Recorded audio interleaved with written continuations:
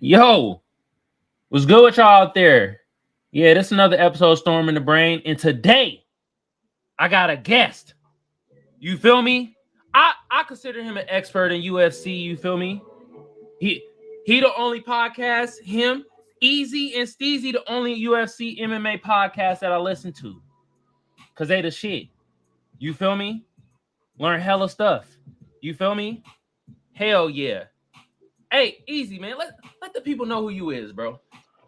Oh man, what's up, man? It's Andre Easy, like my boy Kamal said. Thank you for having me on here, first of all. Mm-hmm. Shit.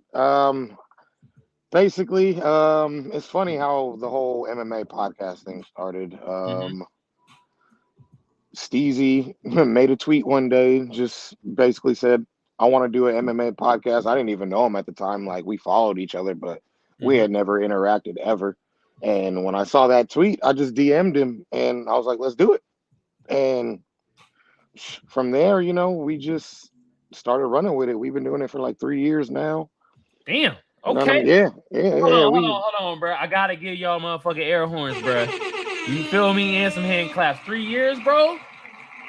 That's what I'm talking about. It'll be 3 years in August, I believe. But yeah, we've been doing it for quite some time, man. It's just all about you know what I mean, delving into the more MMA organizations other than UFC, and we just trying to make it better every year. We trying to get actual fighters on the podcast now. Okay. We trying to, you know what I mean, do more segments for the fans. Like, we had the entire episode of just Twitter questions where everybody just asked us all kinds of wild, outlandish shit. And you know Yeah. what I mean? We just, you know what I mean?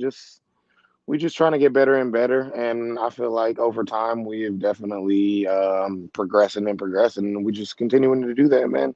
Mm-hmm. So if anybody's interested in catching us, we're on Spotify, we're on Anchor, we're on Pandora, we're on Google Podcasts. Basically, anywhere you can watch a podcast, man, just type in the Steezy and Easy MMA Hour, and they'll all pop up. We got a YouTube channel as well. Got shut down, but we brought it back up. You know what I mean?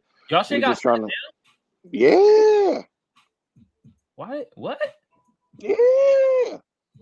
They shut down y'all YouTube? Yo, YouTube be awesome sometimes, bro. They deleted it, man, and it's funny because what we got deleted for, I was told, you know what I mean. A lot of other channels do it, and it seemed like they was targeting us, but I feel like that had more to do with, you know what I mean, people funking with me on Twitter and then just Yeah. mass reporting my shit on YouTube, you know what I mean?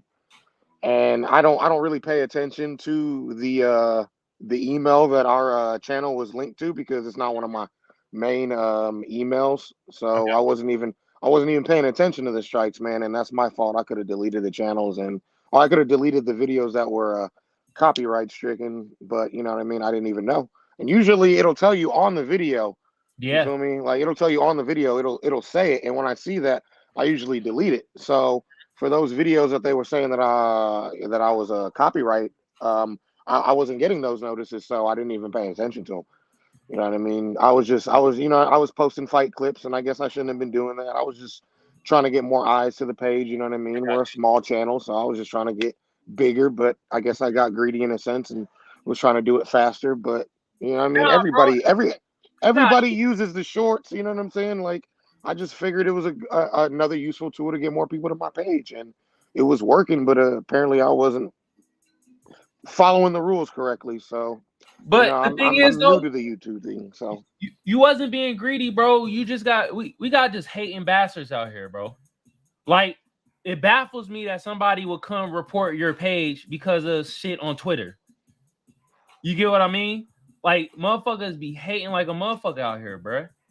Like I in my mind, I would never think to do that to anybody. But I said the same thing to Steezy. I'm like, even if I don't like you, the last thing I'm gonna try to do is try to take money out your pocket. And like I that, wasn't even making money off YouTube, but let's say I was, yeah, and you are that petty that you would take food out of my family's plate. It's crazy to me, man, but that's the world we live in, bro. yeah, bro. That shit is wild, bro. That is wild, man. But let me ask you, like, when did you start getting into MMA and UFC? Like, what year was that? I've been watching MMA for a long, long time. I've been watching since like Chuck Liddell Yeah. and Ken Shamrock and Tito Ortiz. I think the Ken Shamrock and Tito Ortiz feud is what really like sparked my interest in MMA, and that was so I couldn't even tell you how long ago that was, bro. I don't have anything to pull it up right now, but Man, was that yeah, it like was. was it 08 maybe? 09? Probably. Might have been longer than that, man. Yeah. I'm thinking like early 2000s, like maybe even early 90s. I've been watching MMA for a minute, man. Okay. It was just recently that I was like, you know what? I see a lot of people on Twitter, you know what I mean, doing their thing, like gravitating, getting Mhm. themselves to a level where they at the press conferences and they interviewing these fighters face to face, and you know what I mean. I'm like, if I could do something like that for myself, then why not? And y'all is though, bruh. I'm telling y'all, bro, for real. Y'all gonna be watch one day. Like my old roommate, shout out to Jared. He's hella in MMA, UFC, and one day y'all gonna be interviewing the fighters. I'm gonna be like, bro, that's easy right there, bro.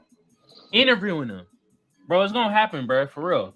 And I see that you when you talk about MMA and UFC, you have great knowledge about it, and I noticed that brings in a lot of like detractors and a lot of people that just talk and don't even talk about what you're talking about. They just be deterred from the shit. I'll be noticing that shit on Twitter, and it's like, give some advice for somebody that's like look like us but maybe younger and want to get into the UFC MMA commentary game. You know, give them some advice. You feel me, to kind of overcome that hurdle.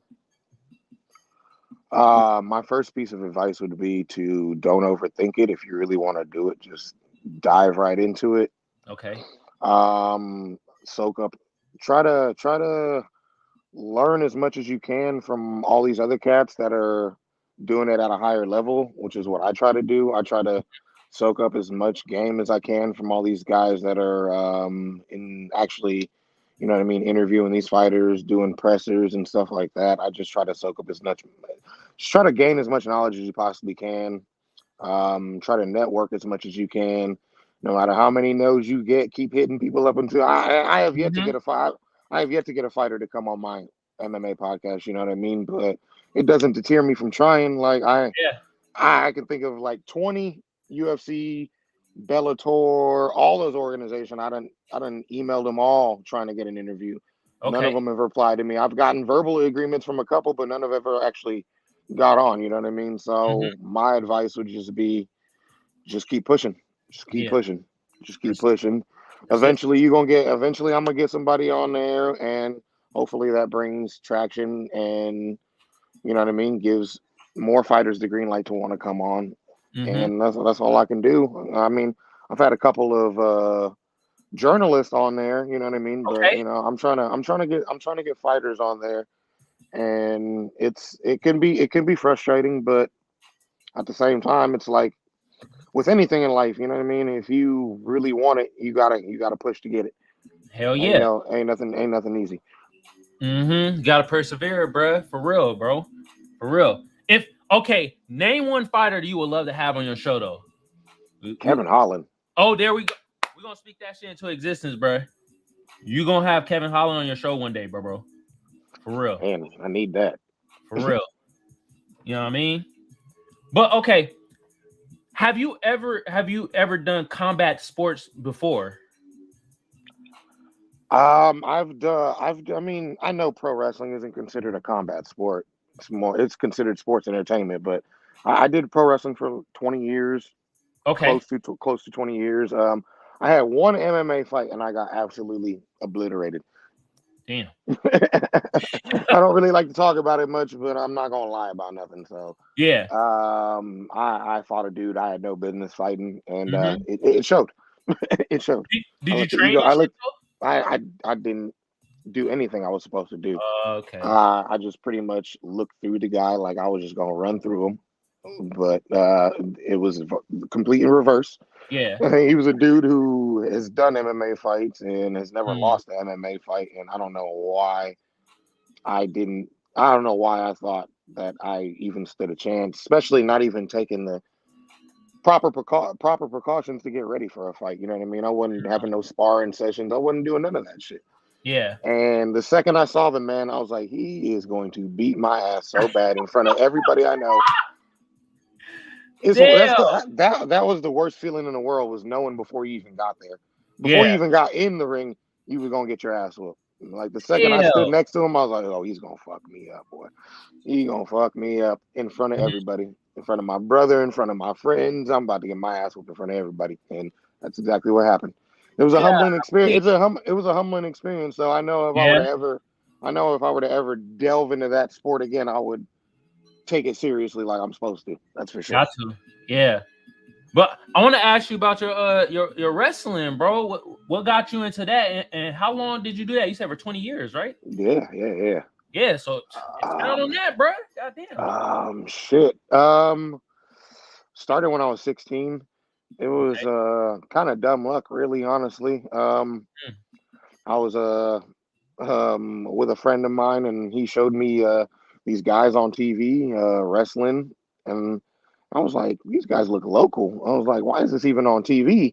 Yeah. And they had a phone number to call to try out and whatnot, and I called the number. I'd always been a fan of wrestling like all my life. My grandmother put me on Mhm. to wrestling when I was a little kid, so Yeah. I had always been a fan, and I'd mess around with my friends, do backyard wrestling, things like that. And Mhm. I called the number, I came out, and the rest was pretty much history after that.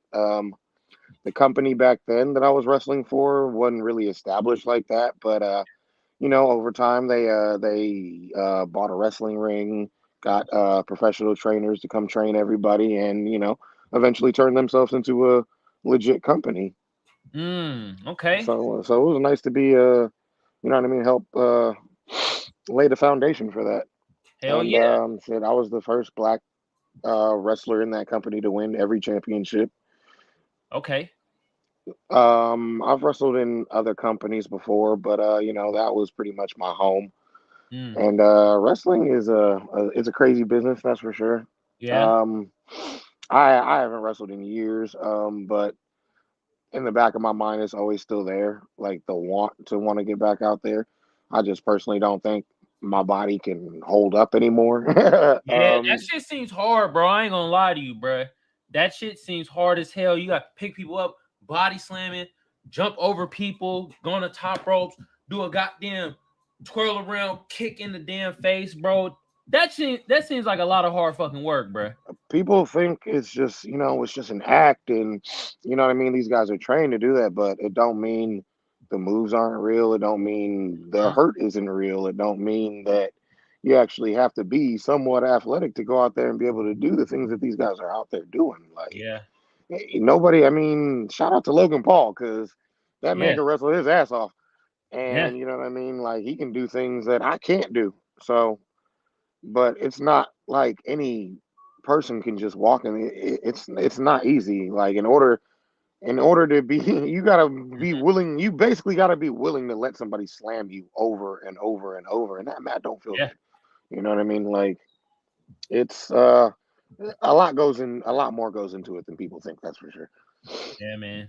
Damn, bro. Hey, I find that thrilling though, bro. That's kind of tight, bro. For real, man. Like, I never met anybody that wrestled before, bro. You feel me? So that shit's kind of dope, bro. On the real.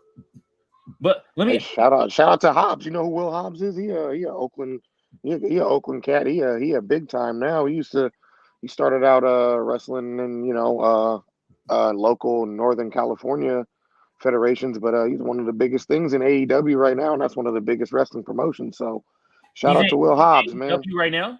Yeah, one of the biggest names in AEW. Will Hobbs, Oakland cat. Okay, So from the shout out to him. town. Yep, Will yep. Hobbs. Hell yeah. All right, I do got some more UFC MMA questions. I mean, you probably hear these all the goddamn time, but I want to know, who do you think is top three best? Let's just say UFC fighters, not just Of even all time. yeah, of all time. Who do you think? See, I don't even like the cat, but I gotta give him his credit. John Jones, Oh, I know you don't like bro. I be seeing your tweets, bro. but but uh, but as far as being a realist goes, like yeah, I probably have to say John Jones, Okay. Demetrius Mighty Mouse Johnson.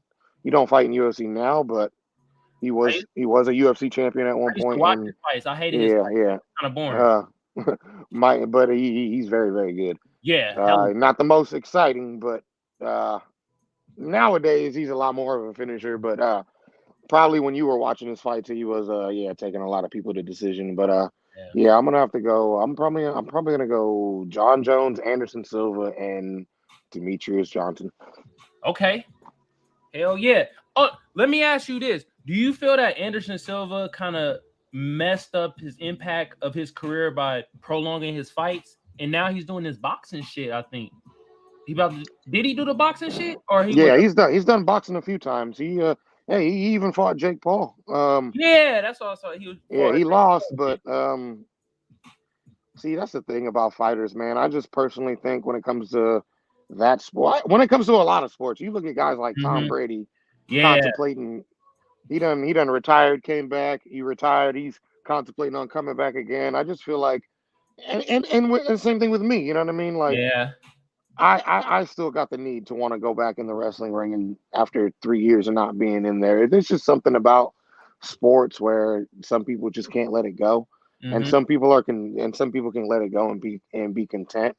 And Mm-hmm. I think Anderson Silva was just on top for so long, and he just still got that fight in him. And I think it goes for a lot of fighters. I think a lot of Yeah. fighters stay in fighting way longer than they should, and unfortunately, they suffer the consequences, whether it be like CTE or you know what I mean, just lingering injuries that just won't go away. Mm-hmm. And I think it can be, I think that could be said for a lot of sports and a lot of people. I think a lot of people, I just think at the end of the day, a lot of people know when to walk away for good, Yeah. and a lot of people can't walk away until they're physically just unable to keep going. And I think that's the case with Anderson Silva. I just think because you think about it, he's like 46 years old. 46. I would imagine that he's got enough money to where he's financially secure forever. I just think he just got it. He just got that fight still in him. He just can't let it go. Mm-hmm. It's just a dog in them, bro. It's just like Hmm. you gotta whatever sport you in. I feel because basketball for me, you feel me? Like, I mean, I'm in a rec league, but still, it's the going out there to hoop. It's just I've been hooping since I was fucking 3, so it's kind of I feel you on that, man. It's like, I just feel like everybody's body got a you know what I mean, got a timer on it, and you could choose to either ignore it or you know what I mean, listen to it. Like you know what I mean, Father Time catches up to everybody. Like every time. So yeah, far though, LeBron whooping Father Time's ass. God. he is. He is, but it gonna catch up to him slowly but surely. It got to. I still think he gonna put. I think he gonna have a good game against Big Mouth Dylan Brooks. But Yeah. I just Yo. hope he don't get into the trash talk too much because they don't need LeBron to score 40 points. He's not at that point in his career where he need to be putting up 40. He damn near 40 himself. Like He is.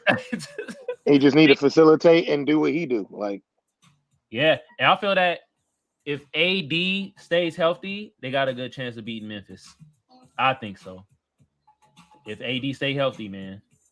and Ja Morant in and out of the lineup too. They should have been able to beat them without Ja. It's crazy that they got beat so bad without him.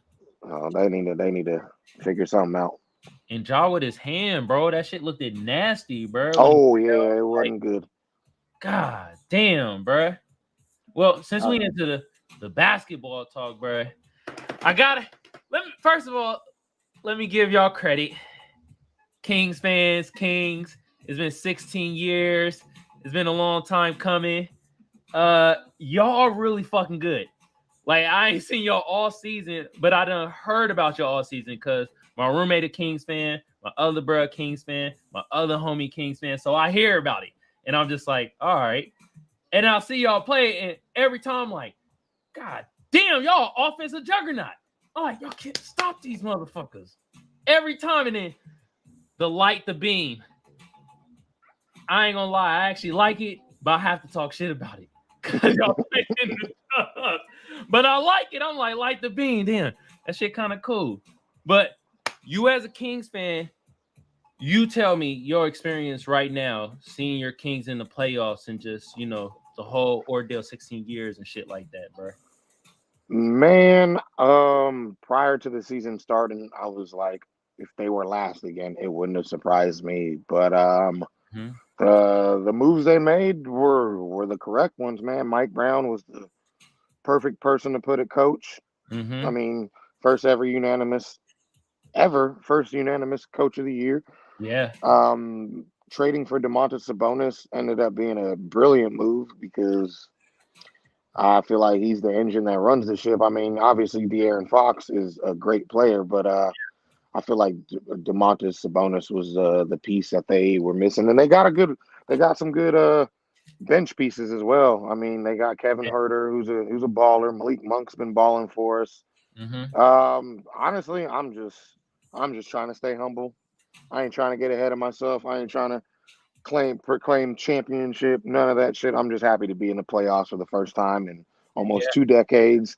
If the Warriors were to come back and beat us, I'd be like, hey man, at least we still on the rise. We ain't that bottom of the list team anymore.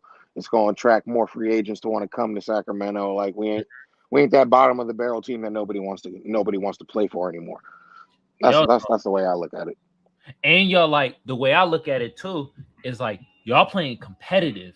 Y'all not like withering away. I personally thought the bright lights were going to kind of get to y'all, and I'm looking at it like, nah, y'all are fucking competing, and y'all looking like really good. And I, we got to talk about this, the Draymond Green thing, bro. Like, Uh, I, I'm actually surprised he only got 1 game suspension. I thought he was gonna get more because I'm like, even though Sabonis held his foot, he did give him an extra on his chest, and like, you could have possibly hurt, bruh.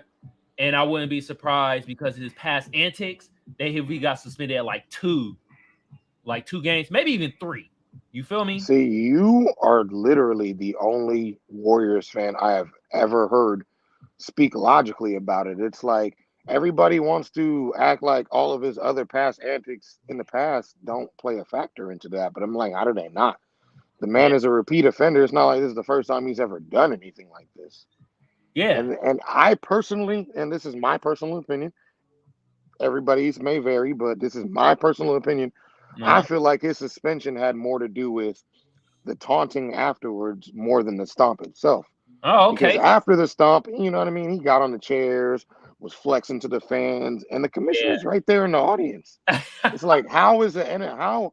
Let's say you an NBA commissioner, you Yeah. the NBA commissioner. How you gonna be sitting in the front row and seeing this man act like this and not do anything about it? Yeah. Like you just can't. Like he out here calling fans their name, trying to fight, like basically almost celebrating the injury. You know what I mean? Like if that was the NFL, he might have been suspended for a couple of games.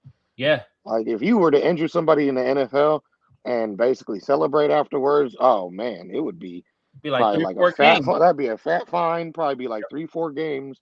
And you know what I mean? Like Draymond ain't new to this. This man punched his own teammates' lights out before the season even started. Like And, you know and what I mean? You know, it just. I think it's just a matter of stupid. You play stupid games, you win stupid prizes. Like Demontis definitely shouldn't have grabbed his leg, but you could have fell. You could have called to the refs like, "Hey, man, what's going on?"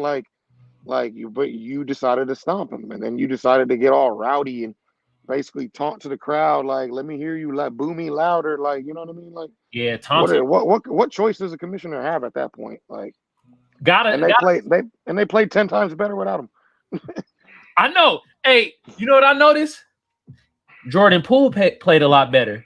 I'm Yeah, wondering if Draymond Green knocked some of the confidence out of Jordan Poole because he's been a no-show for the first 2 games, and now this game Draymond not there, and now Jordan Poole kind of getting buckets. I don't know. I don't. If the Warriors are smart, they might want to put Draymond on the bench for the rest of the series because they look better as a unit. Yeah, like Looney was out there grabbing every fucking board in the goddamn universe. Game 3, man. Bro, that man had like 17 rebounds in the third, and I was like, "Whoo!" Yeah, That's the true definition. 17 rebounds and 2 points. That's the yeah, true definition of know your position, yeah, know your role. for real. God damn. But I give your prediction, and then I'll give my prediction. What you think? I think I know what you gonna say, but I want to hear it from you. Shit. I've been saying Kings and Five for the last week, so I'm gonna stick with that.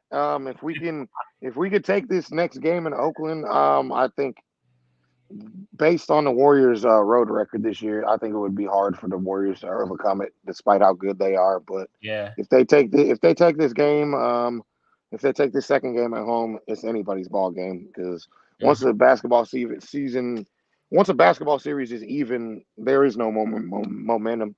If anything, the team that was down 2-0 and just tied it got the momentum. If anything, Yep. so Mm-hmm. I can't count the Warriors out. I can't. And like I said, I'm surprised my Kings even here. So I ain't Yeah. about to toot their horn like everybody else, calling championship, getting tattoos. I don't do none of that shit, man. I ain't doing none of that shit. Oh shit. Nah, what I predict, I think we gotta win. We gotta go in game 4, and game 5 is about to be pivotal. If I think we're gonna win it in 6, but this game, I think we should bench Draymond. To be honest, we need the bench, bro. I don't know what they're gonna do. Are they gonna look at that game and be like, damn, I'm over here trying to fix my lighting and shit. I'm sitting where a bunch of ants are and shit. I'm Yeah. trying to get bit up. Ugh. Nah, but bro, y'all really good, and y'all got a really young core. Like the oldest person on your team is Sabonis at 26. So y'all make a good decision because usually I make terrible decisions. Let's be real. Yeah, no, the future is bright, and Yeah. they definitely fumbled on some great players. They fumbled on Luka Doncic. They could have drafted him. They Mm-hmm. could have drafted Trey Young. Trey Young is still kind of questionable to me. Like, I mean, I know he's good, but I don't know if he's that dude. I Yeah. know he's good. He's definitely good. He's above average, but I don't know if he's like super elite. But Luka, when he's on, that boy is a monster. And Mhm. both of those players are better than Marvin Bagley Yeah. on Marvin Bagley's best day. Oh my That boy goodness. was a bustity bust. So Ultra bus. It's yeah, like, he bruh. yeah, they fumbled. They fumbled. Either one of those picks would have been better than that for Mm-hmm. sure. I just think with Fox, I think De'Aaron Fox probably deterred them from getting Trey Right. I can see that. and Luca. I don't know why they didn't grab Luca. I don't know why they thought Marvin They, Bagley was going to be. so the speculation was that Luca was funking over I guess the owner. The owner, like, is he fucking Oh, that's right. They got that them cultural differences, I guess you can say. exactly? That's what was Yeah. happening. Oh, you know what? You're right about that, and I think that it probably did play a factor. Mm-hmm. But I'm like, man, you want to win, and you or you don't. I got to put that to the side. Something Yeah. call a peace treaty. Mm-hmm. Something shit. Yeah, something. All right, man. I got one more question for you before we get out of here, bro. All So right. my last question for you is: do you think? So I used to be a boxing fan, and I'm kind of getting back into boxing because they're starting to change their strategy from what they're usually doing. And what I mean Hmm. by that is, and I call it the Mayweather effect, where fighters and boxers don't fight the best fighters; they fight the best situation. And Yes. I wonder, do you think UFC will ever fall into that pitfall? I kind of feel like it already is, honestly. Okay, shit. I do. I don't feel like the rankings really apply as much.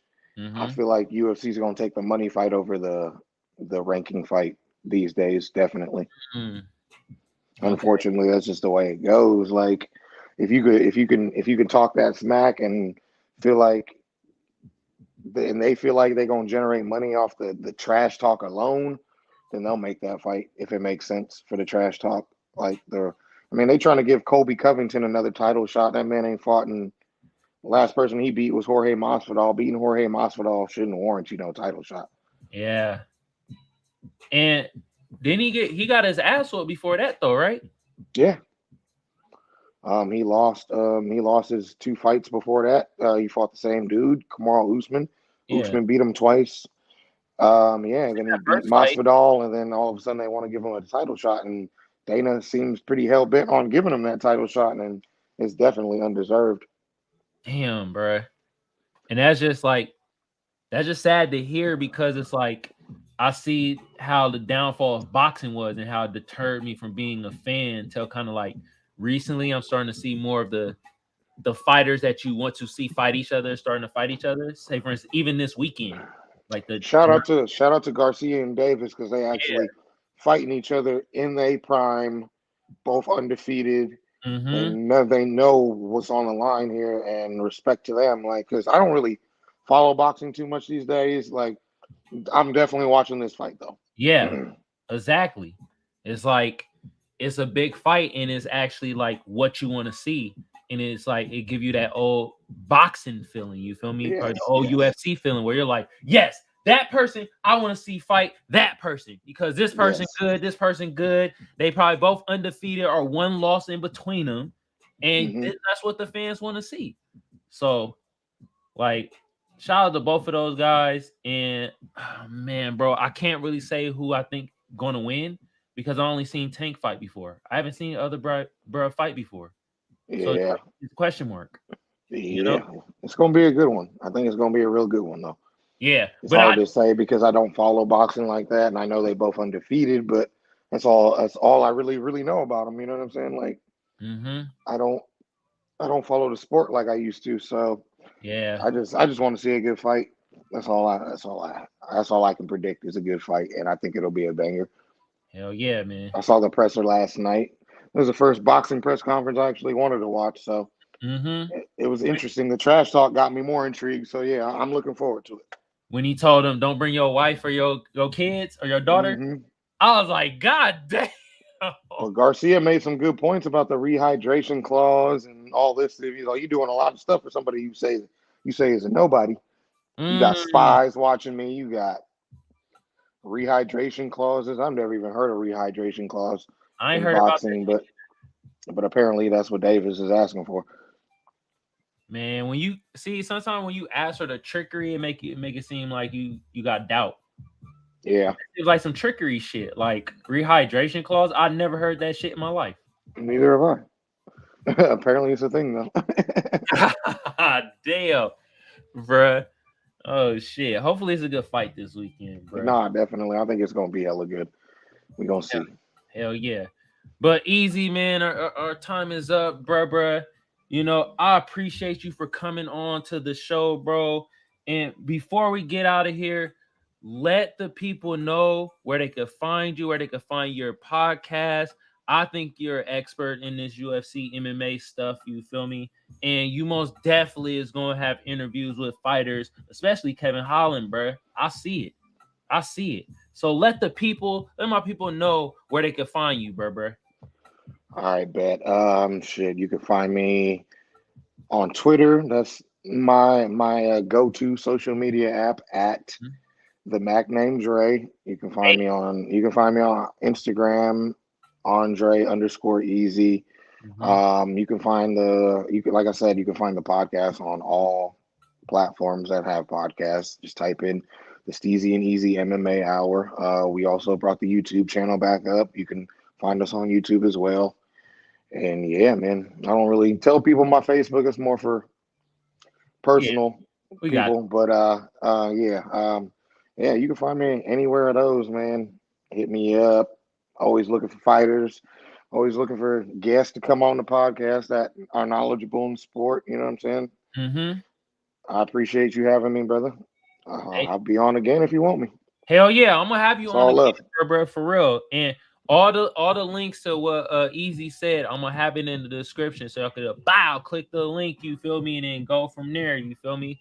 But man, I appreciate you coming on, bro. You feel me? And let me get my outro before we out of here, you feel me? Since I got the best audience out there and also the best guests, what should y'all be doing? And what should y'all be doing for Easy right now?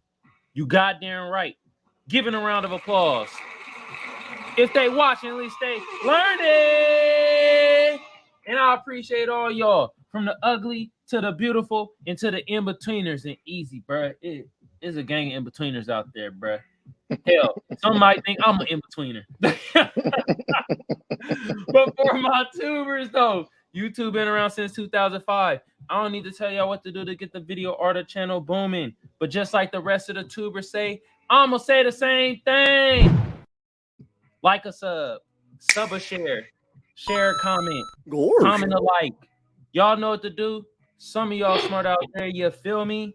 Hey, for my Twitch family though, hit your boy with a follow, hit your boy with a share. That'd be greatly appreciated, you feel me? I also appreciate my sponsor, and I'm rocking the gear. First Place Losers. The link to the shop gonna be in the description below. Y'all go check out the fire ass garments made out of 100% Egyptian cotton. I guarantee it boost your sex appeal up by, let's say, 31%. And look here, if it look good on me, it's gonna look good on your in-between ass, okay? And look, man, once again, y'all go follow Eazy Podcast, the expert in UFC and MMA. Follow. Let's go, bro. I appreciate you, bro. Thank you so much, man. And I have to say this before we out, bro. And don't be too mad about it. But F your beam. No, I'm playing with y'all, man. King fan, I'm fucking with y'all, bro. For real. All right, y'all. Peace out, y'all. Man.